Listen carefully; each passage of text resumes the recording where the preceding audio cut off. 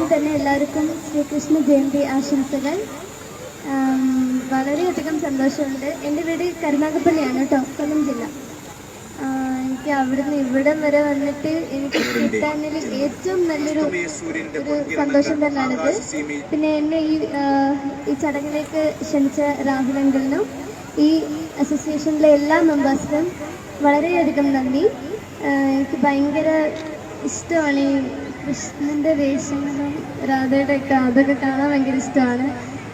എന്തായാലും നന്ദി. ഞാൻ ഈ പരിപാടി ഉദ്ഘാടനം ചെയ്തതായിട്ട് അറിയിക്കുന്നു. പാട്ട് പാടിക്കാം.